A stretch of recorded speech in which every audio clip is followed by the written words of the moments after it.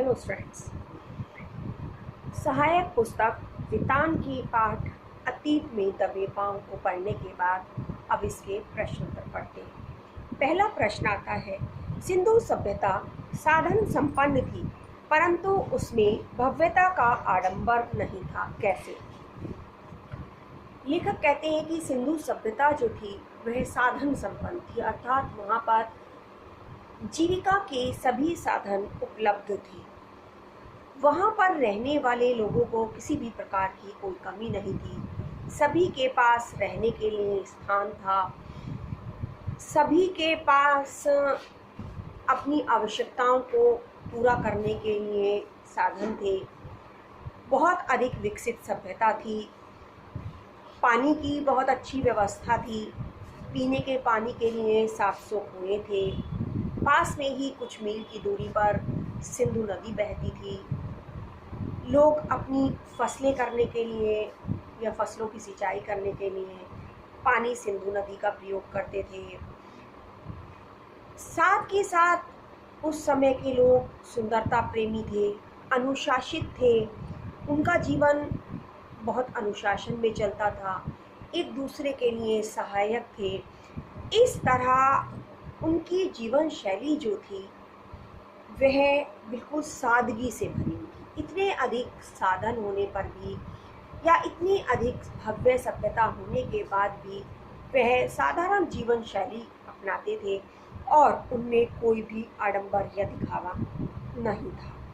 उनका जीवन बहुत साधारण सा और बिल्कुल स्पष्ट है, जो कि हम खुदाई में मिले साक्ष्यों से पता कर सकते हैं। अगला प्रश्न है, सिंधु सभ्यता की खूबी उसका सौंदर्य बोध है जो राज पोषित या धर्म पोषित न होकर समाज पोषित था, ऐसा क्यों कहा गया है? लेखक कहते हैं कि सिंधु सभ्यता की जो विशेषता थी वह थी उसका सौंदर्य बोध, अर्थात सिंधु सभ्यता के लोगों को सुंदरता की जो जानकारी थी या सुंदरता से जो लगाव था वह उसकी विशेषता थी।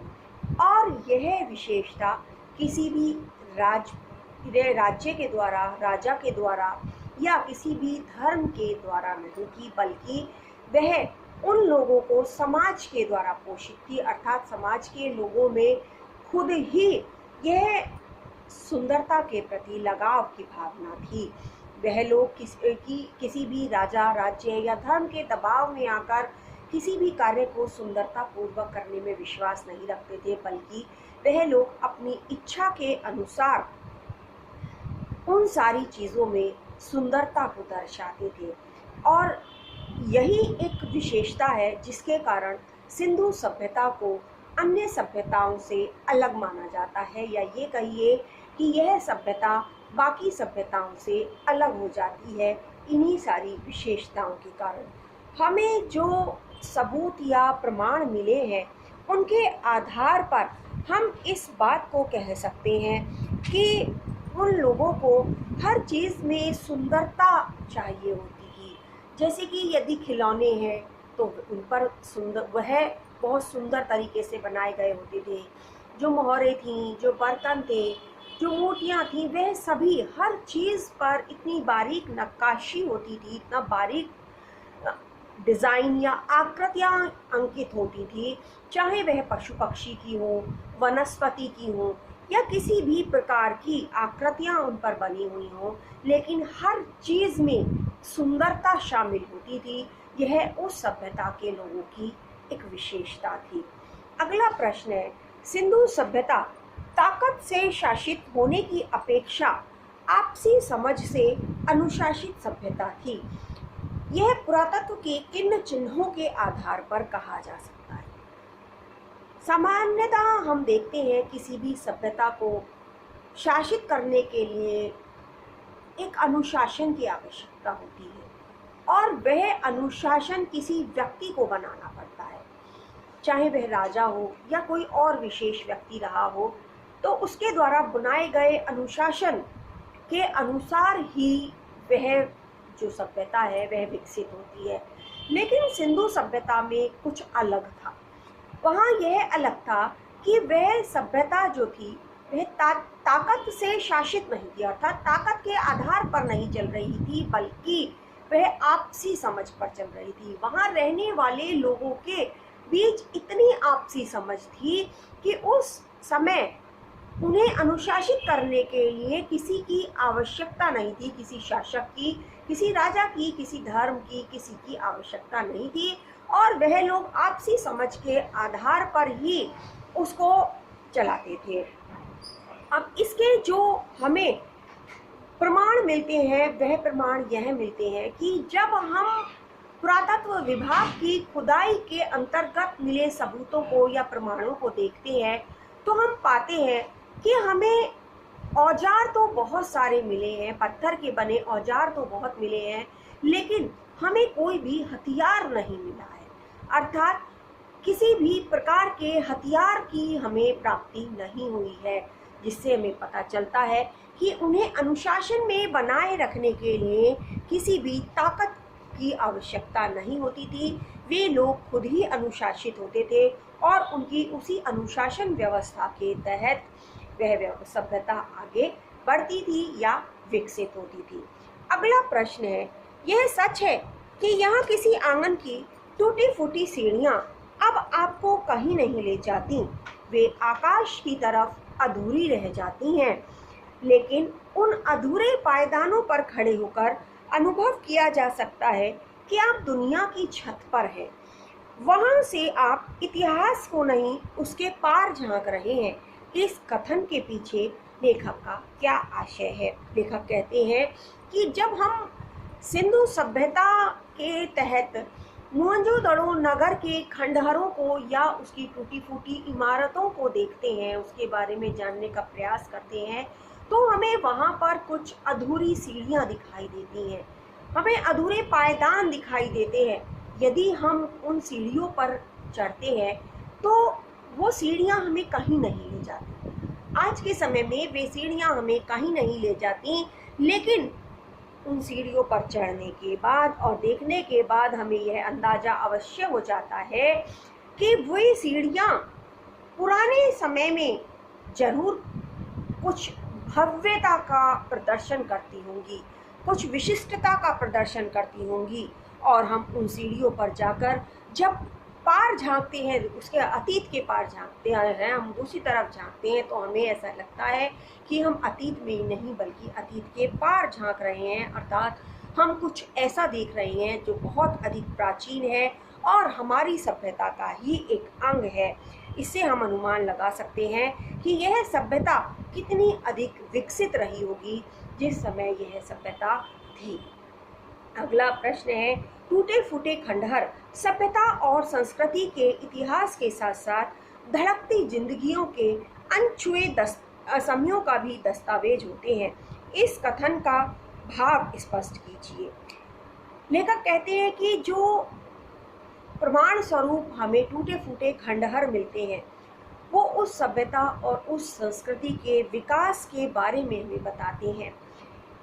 उन खंडहरों को देखकर हम ये अनुमान लगा सकते हैं कि जब यह सभ्यता रही होगी, जिस समय यह नगर रहा होगा या विकसित होगा, उस समय वहाँ पर जो धड़कती हुई जिंदगियाँ थीं, उनके जो दस्तावेज हैं वो हमारे सामने आ जाते हैं। कहने का तात्पर्य है कि उस सभ्यता में जो लोग रहते थे, उन लोगों के रहने का जो तरीका था, उनकी जो जीवन शैली थी, उनके जो तौर तरीके थे, उनके अपनी आवश्यकताओं को पूर्ति करने के जो साधन थे, जीविका कमाने के जो साधन थे, जीवन बिताने के जो तरीके थे, उन सब के बारे में हमें पता चलता है।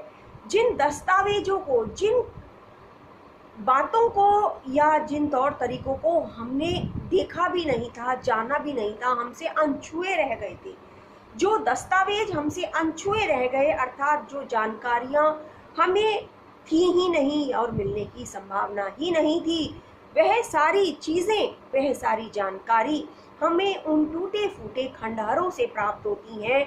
उन खंडहरों को जब हम देखते हैं, उनके बारे में जानते हैं, तब हमें पता चलता है कि हमने कितने महत्वपूर्ण दस्तावेज हमसे अनछुए थे, कितनी महत्वपूर्ण जानकारियां थीं, कितना विकसित नगर था जिसके बारे में हम अनभिज्ञ थे, जिसके बारे में हमें पता भी नहीं था। अगला प्रश्न आता है, नदी, कुएं, स्नानागार और बेजोड़ निकासी व्यवस्था को देखते हुए लेखक पाठकों से प्रश्न पूछते हैं कि क्या हम सिंधु घाटी सभ्यता की को जल संस्कृति कह सकते हैं। यदि आपका जवाब लेखक के पक्ष में है तब तर्क दें, और अगर विपक्ष में है तब भी तर्क दें। लेखक कहते हैं कि जब हम सिंधु सभ्यता के बारे में जानते हैं, पढ़ते हैं और उसके प्रमाणों को देखते हैं तो हमें पता चलता है कि सिंधु सभ्यता में पीने के पानी के लिए 700 कुएं थे जिनमें स्वच्छ साफ सुथरा पानी आता था, स्नानागार थे, जल की निकासी की बेजोड़ व्यवस्था थी।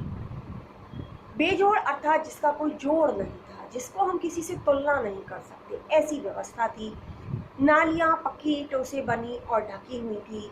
हर घर का जो पानी था वह नालियों, घर की नाली से निकलकर एक सारे घरों की नालियां एक बड़े नाले में खुलती थी, उसमें जाता था, और वह बड़ा जो नाला था वह शहर के बाहर खुलता था। तो इस तरह बिना किसी भी गंदगी को फैलाए उस नगर से जल निकासी हो जाती थी। यह जो व्यवस्था थी वह बहुत ही अद्भुत थी, बेजोड़ थी, जो कि हमें आज के विकसित शहरों में भी नहीं मिलती है। दूसरी ओर हम देखें तो हम देखते हैं कि जो संसार के बहुत सारे नगर हैं, महत्वपूर्ण नगर हैं, वह जल स्रोतों पर ही निर्भर हैं।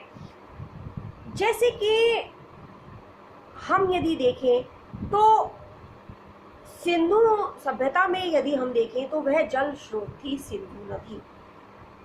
सिंधु सभ्यता के समय जो जल की आपूर्ति होती थी, लोगों की आवश्यकताओं की पूर्ति होती थी, वह सिंधु नदी के जल से होती थी। वहाँ पर पानी की बहुत बेजोड़ व्यवस्था थी। ये कहिए कि जो मकान थे वो बड़े बड़े ना होकर छोटे छोटे थे, उनमें छोटे छोटे कमरे थे, और हर घर का में अलग स्नान घर था, और उसके अतिरिक्त एक बड़ा नगर में एक बड़ा स्नानागार था जहाँ पर बहुत सारे स्नान घर बने हुए थे। किसी का भी दरवाजा एक दूसरे के सामने नहीं खुलता था, और ऐसा माना जाता है कि वह किसी विशेष उत्सव या विशेष आयोजन के उद्देश्य से बनाया गया था।